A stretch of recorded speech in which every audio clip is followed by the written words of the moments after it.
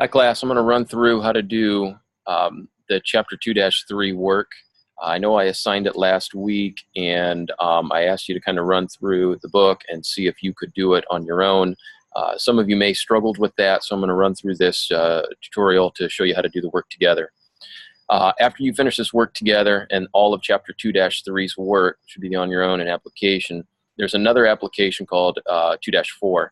There's not an on your own or work together that goes with that. So all you're going to do is, obviously, you're going to complete 2-3's work, and then you're going to move right into 2-4. 2-4 is just another application problem that's going to piggyback off of 2-1 through 2-3. You'll complete that, and then we'll move on to the masteries here in the next day or two.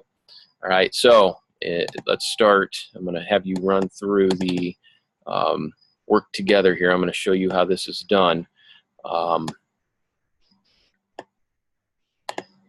And then hopefully this will clear any kind of questions up for you. Okay, we're still using the same accounts that we have up top. We're just going to introduce a couple different ones that we didn't use in the work together for 2-1 and 2-2. Okay, so you see that on April 10th, right here, it says received cash from sales, $600. Okay, there's a rule in accounting that sales is always going to be a credit.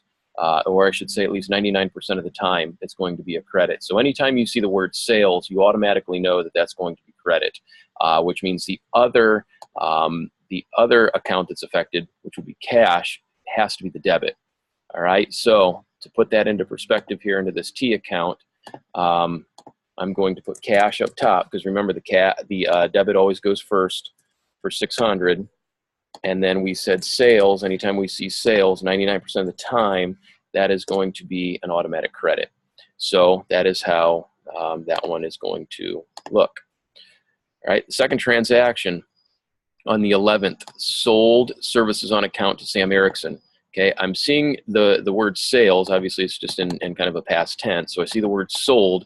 That's still going to be the same as sales. Okay, so remember, the rule is anytime you see the word sales or sold, that's going to be your credit for $850.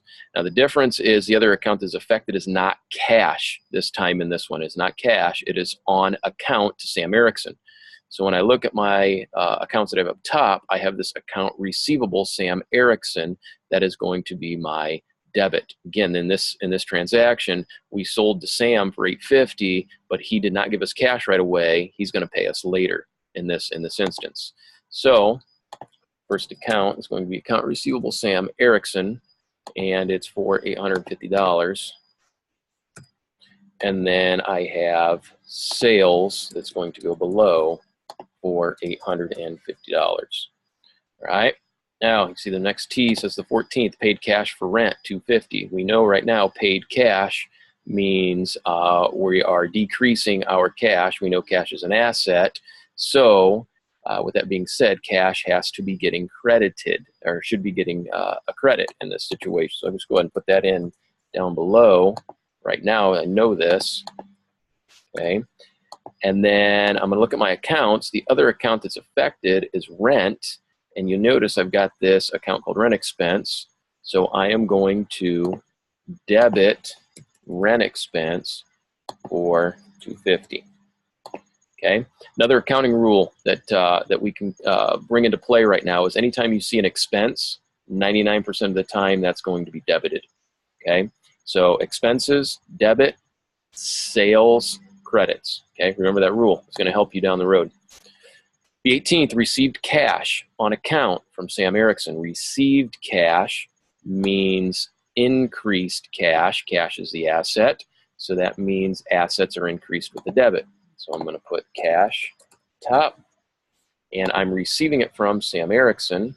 Oh, I'm on the wrong date, guys. Sorry. Got to go to the 18th. Cash and account receivable Sam Erickson are my two accounts. This amount was for $425. I'm receiving $425 from Sam. So I'm going to credit his account for $425. He owes me $425 less now. Okay, the last transaction says paid cash to owner for personal use for $300. Okay, paid cash means that I'm going to credit cash, which means credit cash means decrease cash. Okay, because cash It's the asset. I'm paying it out, okay, for 300. Okay, now in this instance, it says paid cash to owner for personal use. I've got these two owner's equity accounts. I got a capital and a drawing right here. Okay, anytime we're paying the owner any type of money or merchandise, remember, an owner can take merchandise from their business just as much as they're allowed to take cash from their business. But anytime they take anything from their business, it goes into their drawing account, Kathy Burgum drawing. We're not going to put it in capital. We're putting it in drawing when the owner takes. Okay, so Kathy Burgum drawing, 300. Okay, I'm going to throw one more rule at you. Okay, again, we're going back to this 99% concept. 99% of the time when you see the word drawing, that's going to be debited. And when you see the word capital, that's going to be credited. Okay, remember, expenses, debits, sales, credits. Okay, again, that's a rule that we need to follow. We remember that rule, then we are going to have good luck through this. All right. Okay, guys. So this is what's going to happen. You guys are going to go through. You're going to finish all of 2-3. You're going to finish 2-1, 2-2 as well if you haven't done that yet. And there's video tutorials that I emailed to you last week. Okay, watch those. After you complete 2-3, you're going to work on 2-4. I'd like you by the end of Monday to have all the way through 2-4 completed, which means that if you're behind and you missed class, then you need to make that up. Okay, you need to make it up in study hall. You need to make it up at home for homework or whatever the case may be. That means you're getting yourself behind or losing our pace. Okay, and then I'd like to complete all of chapter 2 by this week. I'm going to be back to school later in the week. That's my plan at this point.